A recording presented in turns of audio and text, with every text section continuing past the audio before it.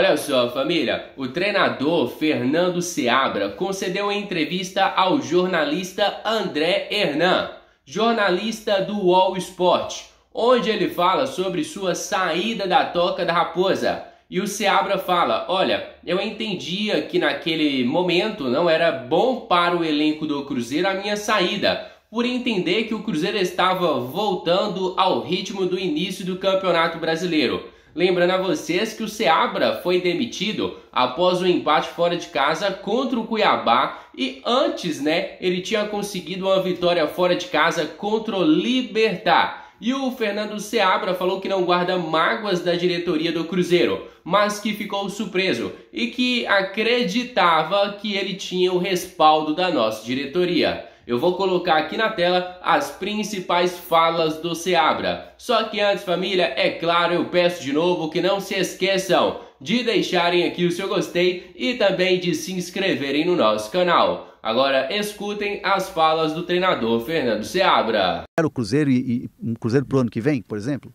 Olha, na verdade a gente estava ciente da necessidade de apresentar uma recuperação em relação aos resultados.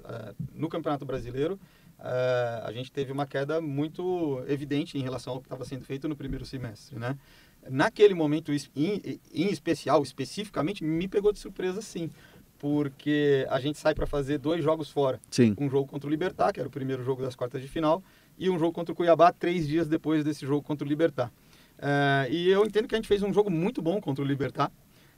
Inclusive o Caio Jorge já muito bem. Sim.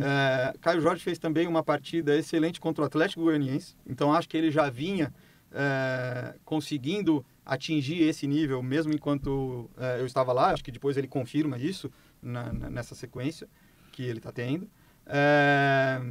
A gente vence o Libertad num jogo muito bom. Eu acho que desde o jogo do Botafogo foi a nossa melhor partida.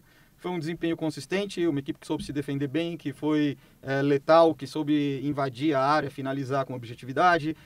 No segundo tempo, o adversário era o jogo que ele tinha em casa para reagir, assumiu mais risco, colocou mais jogadores pesando na nossa última linha, a gente soube se defender. Eles tiveram algumas chances, mas de uma forma geral, as chances mais claras ainda foram nossas. Nós tivemos a chance ali de ganhar de 3 ou 4-0, pelas chances que nós construímos na reta final do jogo, né?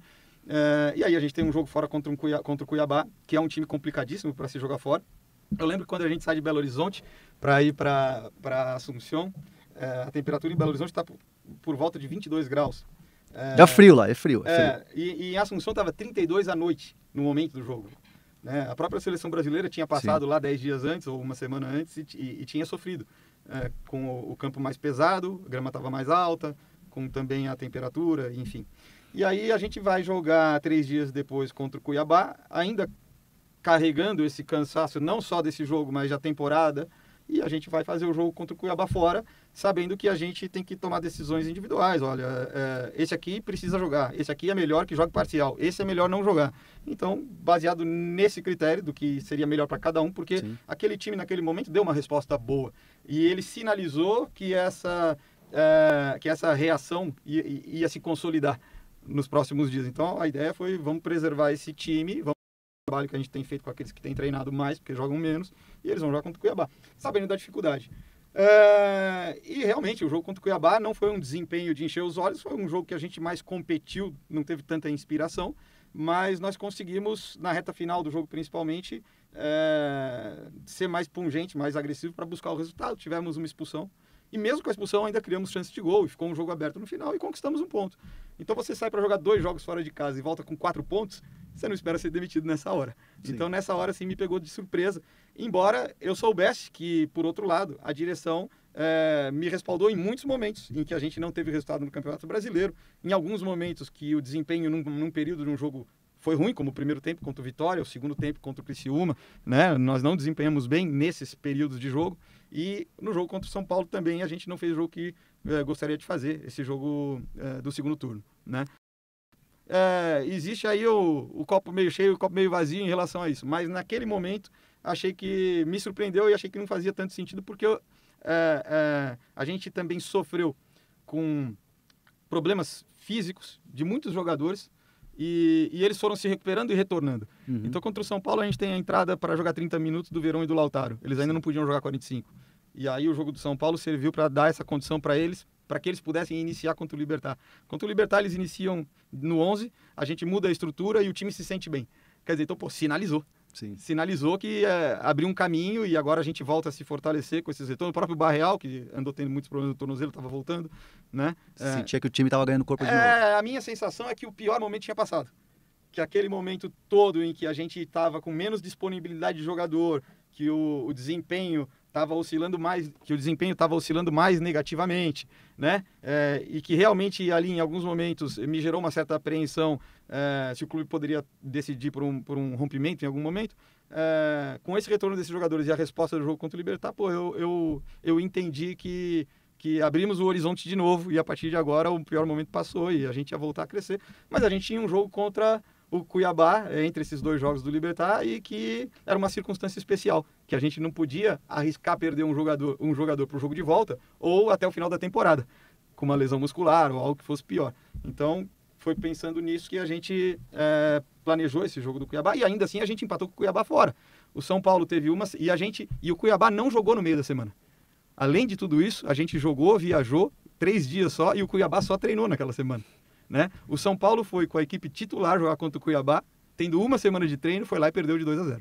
Então talvez o jogo contra o Cuiabá não tenha sido tão ruim assim, e nem o resultado. Olha só, família, o jornalista Samuel Venâncio falou sobre a pressão que o treinador Fernando Diniz tem vivido internamente na Toca da Raposa e que nesta semana ele vai precisar trazer um retorno dentro de campo. Lembrando a vocês que o Cruzeiro vai enfrentar o Grêmio e o Red Bull Bragantino e necessita da vitória, necessita pontuar para conseguir a vaga na Copa Libertadores. E como o próprio jornalista Samuel Venâncio falou, olha, a pressão tá grande em cima do treinador e se os resultados positivos não começarem a vir, ele pode sim deixar o Cruzeiro. Eu falo mais para vocês, o Fernando Diniz, se não ganhar do Grêmio, talvez nem sequer comande o Cruzeiro no final de semana. Se ele perder os 2 jogos, é certeza da queda do treinador. Eu particularmente torço muito para que o Cruzeiro consiga pontuar e que o Fernando Diniz fique no Cruzeiro. Mesmo que eu não goste do Fernando Diniz, mesmo que eu não goste da ideia de trabalho do Fernando Diniz, eu tenho que torcer pelo Cruzeiro. Então eu não posso torcer pela derrota para falar que eu estava certo sobre o trabalho do Diniz. Então vamos torcer